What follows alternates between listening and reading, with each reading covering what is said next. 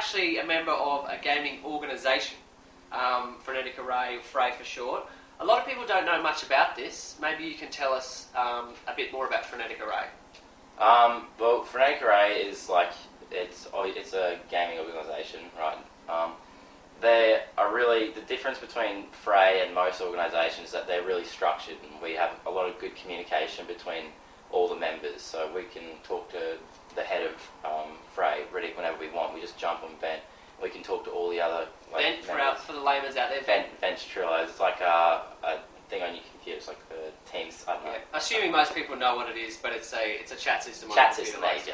Yeah, there you go. Yeah, it's really good having that, support there. They have been trying really hard for us and helping us. It pretty much, without the support from Fray and ACL and yourself fans, obviously I couldn't see ourselves going over there, to be honest. We really appreciate all the support and that they've been able to give us. So it's a gaming organisation, Fray. Is it just Xbox? Are there many more teams that are involved with that? No, definitely. Fray have a lot of other teams behind them. They got teams that from Xboxes and PCs and games like Call of Duty and Battlefield. They got the whole range. COD team's actually doing really well. The PC team just won a competition with Alienware, and they won $25,000 worth of computer gear, which is really good. Wow. Yeah, it was really good. Yeah, it's fantastic, to be honest. It's a really great organisation to be a part of. I'm really happy with it. Yeah. Excellent. So it must make a big difference not sort of being on your own. You're not just a Halo team.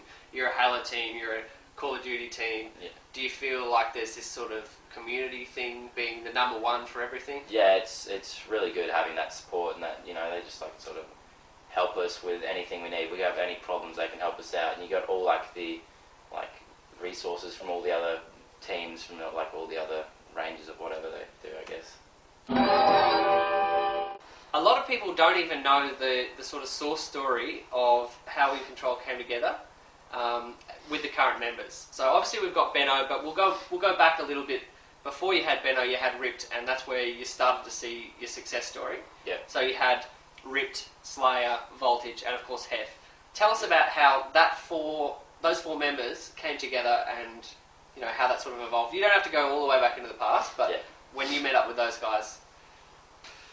Well, Ripped always had one of the team with me, I think, for a while. He I don't know, we've always sort of got along before. And I had previously teamed with Isaac. I was teaming with Slayer, and I think it was Fox and Direct or whatever. Then I decided to take a break from Halo, because we weren't doing that well or whatever, so I thought, I'd take a break. And what happened was Ripped got dropped from Nat, and then he comes to me and he goes, "Hey Hef, I'd really like to make a team with you." And I was like, "Oh yeah, sounds good." He's like, "So we're just tossing out an idea to who we should get." And I was going, "Oh, we should get Slayer," because me and him obviously really good friends and we had good chemistry or whatever. I knew he was good. So oh yeah, we had our three. And then we're like, for our fourth, we didn't know. Ripped wanted to get Frantic actually. But Isaac comes to us and says, "Oh, what about this kid and this Voltage kid?" And I've gone, "Who's he?" And Aussie Pro. And he goes, "Oh, it's just a guy I always play with, sort of thing." I'm going, "Well, I'm willing to try out whatever," and look where we are.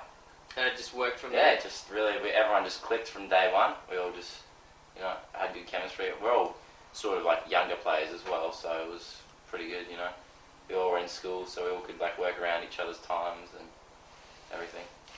So, with that lineup, with Ripped as your fourth, you were quite successful and you won many online tournaments and even the 2009 finals and the first event of 2010. Then there was sort of a change to your lineup. You got Benno instead of Ripped. What sort of happened with Ripped? Why did he leave? What happened? Yeah, it was sad to see Ripped go.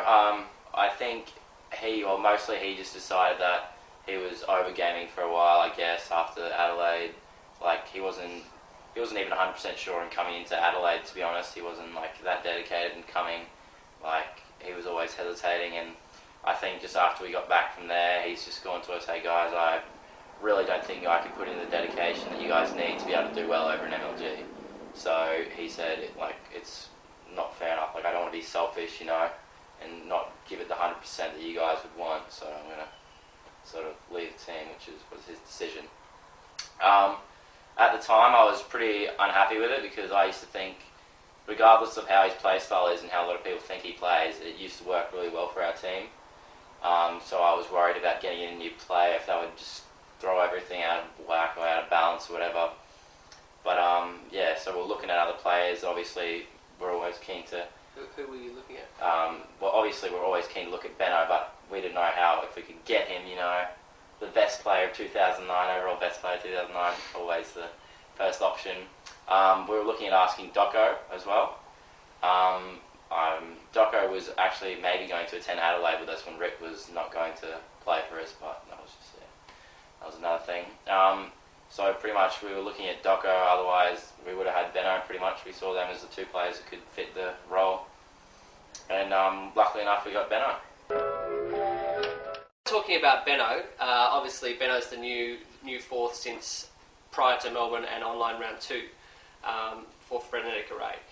Benno has been in a number 2 team, unfortunately, which is a very vague term, very close, pushing for the title for a long time, as part of Team Evolution. So Team Evolution's lineup, for those of you who don't know, Code Star, Benno, Omen and Fearless. These guys have come second to BBR on countless occasions, and then in the 2009 finals they went to a thrilling 11-game series and lost the last game very, very, very closely.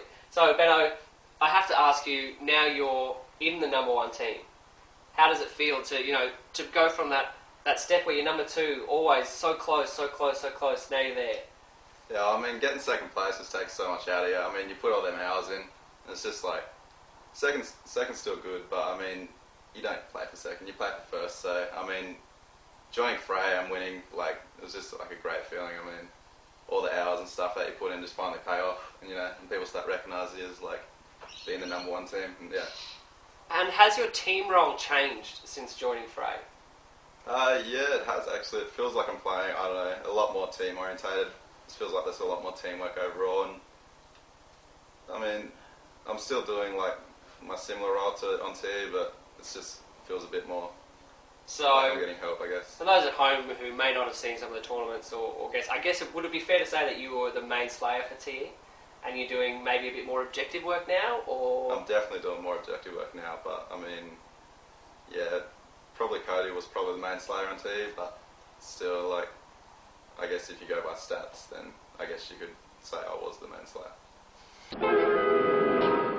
One of your closest mates, Cody, or Codestyle, you've been teaming with him for a long, long time, and you guys, your teamwork together is fantastic. Was it a really hard decision to make that change? And yeah, I mean, it was tough leaving like everyone on TV, but I mean, you got to do what you got to do. And really, like when I heard Fray were going over to America, I just knew like I want to go to America. And I mean, it was just so much easier, just with 3 guys already planning, just to jump in with that rather than expect 3 other guys to get the shit together and plan to go over. Of course, I mean it takes a lot of effort. Going back to 2009 finals, TE losing very, very narrowly to Fray. A lot of people ask the sort of question, if TE had beaten Fray on that occasion, would TE still be together? More than likely, probably, yeah. I guess so, but I mean, it's just the fact that we're going over to America, that's like the thing I'm happiest about at the moment, so yeah, I mean, that's my main goal at the moment, so it could have been Fray either way. There you go.